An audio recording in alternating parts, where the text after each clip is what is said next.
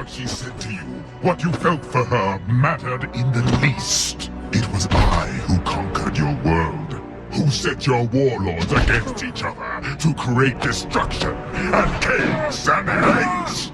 It was I who saw your potential and recruited you.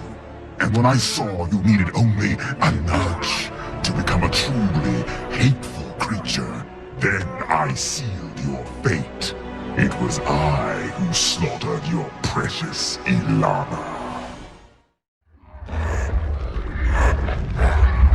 This one is machine and nerve, and has its mind concluded.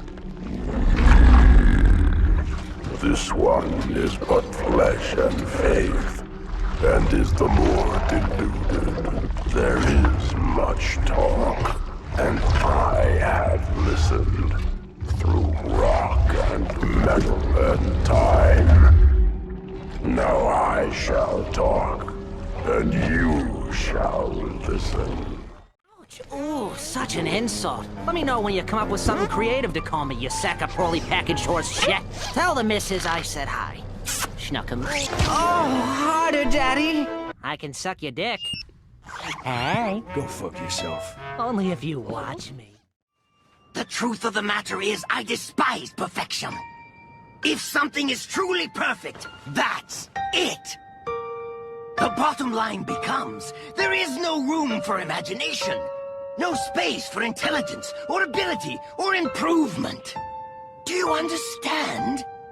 To men of science like us, perfection is a dead end, a condition of hopelessness. Always strive to be better than anything that came before you, but not perfect. Scientists agonize over the attempt to achieve perfection. That's the kind of creatures we are. We take joy in trying to exceed our grasp, in trying to reach for something that, in the end, we have to admit, may in fact be unreachable. In other words, you may think that we operate on the same level, but you're wrong. The moment you started talking about perfection, you embraced an impossible concept, and it already lost to me. That is, of course, if you are indeed a scientist at all. You may think it wise to attack me while I gather my strength, but as you can see, not even a farewell blessing from my daughter can help you. Be gone. You carry a ring of Azar, no doubt a relic from a former minion. It matters not. Fighting you is beneath me. Most amusing indeed. You mortals provide excellent sport, though your fight, like your lives, is pointless. The Ring of Azar may shield you from my wrath, for now, but you shall soon be defeated by your own personal demons. I know. I was aware of this rescue mission before your small minds had even conceived it, and I have known from the beginning that your plan presents no threat. You fail to comprehend the depth of my power, and you fail to understand the departure of your friend. Some remnant of my daughter may yet exist, but the Raven you knew is lost forever. You have won. Have you? You have won. Now, play with me. Let him speak. You will go and find if this artifact exists. And if it does, you will bring it to me. And in exchange for this gift, you will have the only mercy you deserve. Power resides where men believe it resides. It's a trick, a shadow on the wall. And a very small man can cast a very large shadow. All true children of Olympus know of it. We've all come to respect its power, but don't be fooled by its enticing glow. Neither god nor man can touch its lethal flame, If you can find your way out of the underworld, I'm sure you can find your way to the flame of Olympus. I know earlier I said it would be a waste of time for me to learn what your name is. However, you said something quite intriguing to me, so now I wish to treat you with some respect. Therefore, I've decided after all that I will ask your name. So you'll have a pet name when you become my marionette. Sauron has regained much of his former strength. He cannot yet take physical form, but his spirit has lost none of its potency. Concealed within his fortress, the Lord of Mordor sees all.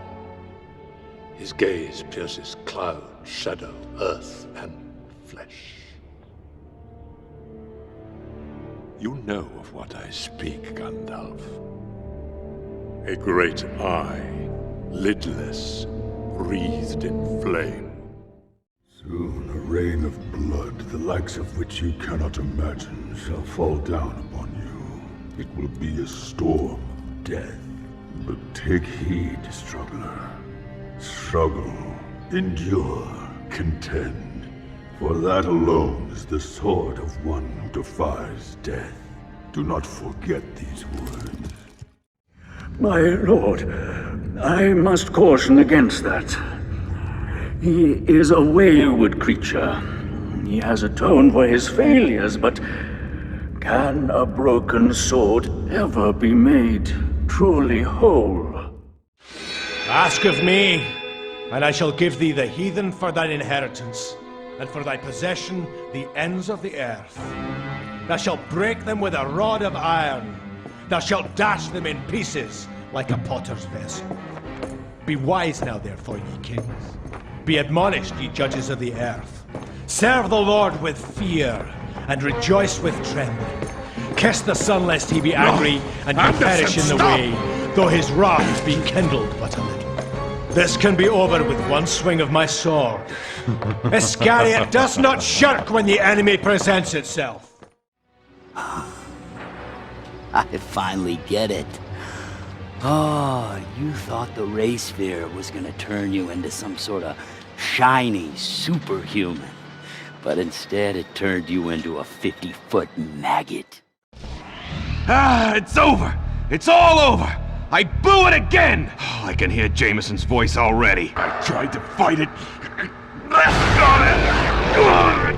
Can't fight him anymore!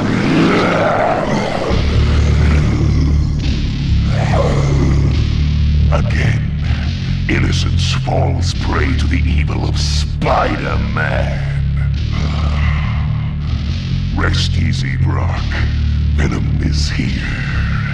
And if it's the last thing we ever do, Jameson and the insect are gonna pay. What can I say? I'm a born worrier. We're not wearing masks now, Samantha. What if the court doesn't go along with our plan? But I'm not one of you. I'm just a nobody from the streets. Maybe you do, but the rest of them. Since when do you believe in the law? Wake up to reality. Nothing ever goes as planned in this accursed world. The longer you live, the more you will realize that the only things that truly exist in this reality are merely pain, suffering, and futility. Everywhere you look in this world, wherever there is light, there will always be shadows to be found as well. As long as there is a concept of victors, the vanquished will also exist. The selfish intent of wanting to preserve peace initiates wars, and hatred is born in order to protect love. You, guilty. Look into my eyes. Your soul is stained by the blood of the innocent. Feel their pain. I have turned 100,000 worlds to dust, looking for anti-life, looking for those who robbed me of my glory. I will stride across their bones and bask in the glow of anti-life, and all of existence shall be mine.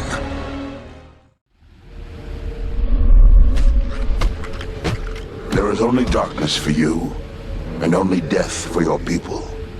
These ancients are just the beginning. I will command a great and terrible army. We will sail to 1 billion worlds. We will sail until every light has been extinguished. You are strong, child, but I am beyond strength. I am the end. And I have come for you, Finn. Gabriel has a plan. Humans, and how I love you talking monkeys of this, know more about war and treachery of the spirit than any angel. Gabriel is well aware of this, and has found a way to steal the blackest soul on Earth to fight for him. If he wins, heaven opens.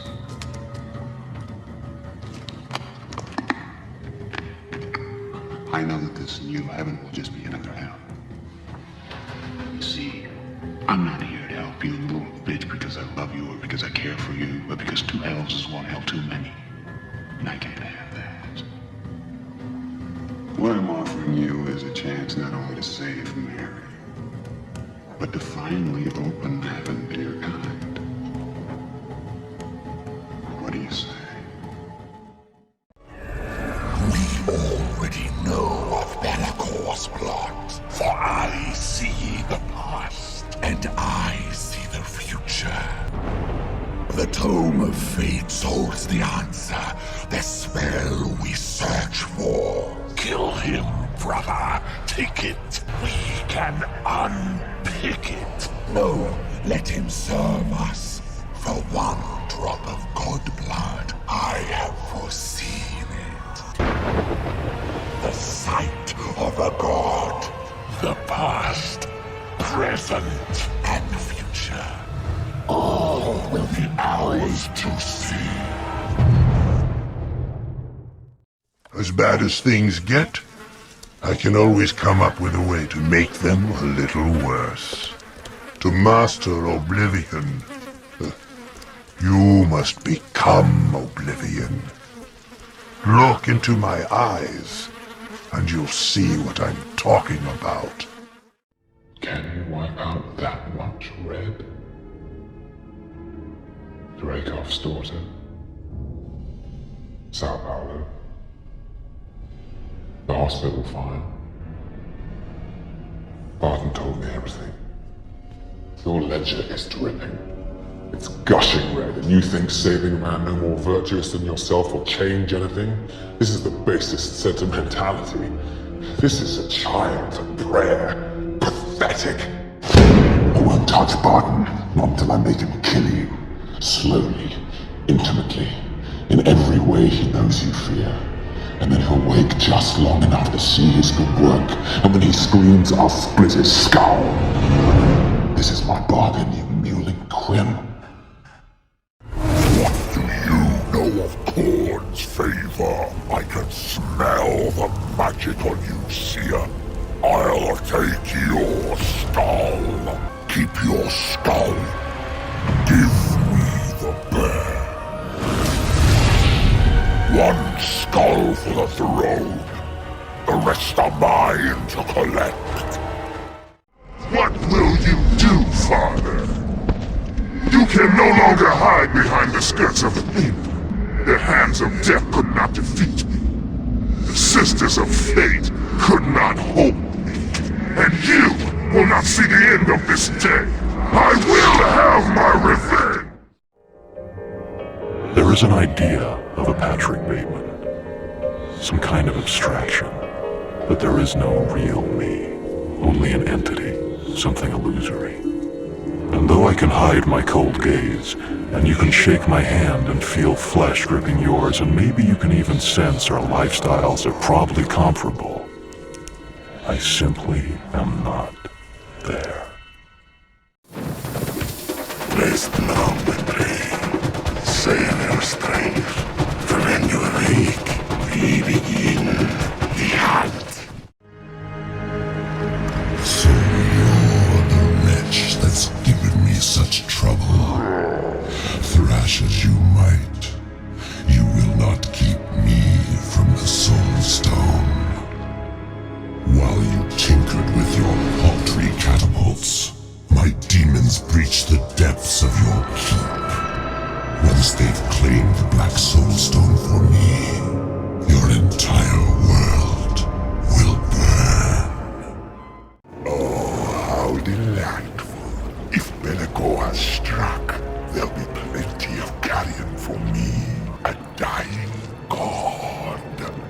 finest corpse from which to brew a plague, a godpox. You tempt me, old man. But I cannot reach the Forge of Souls. The Maelstrom prevents us. And why would you do this, little healthy mortal?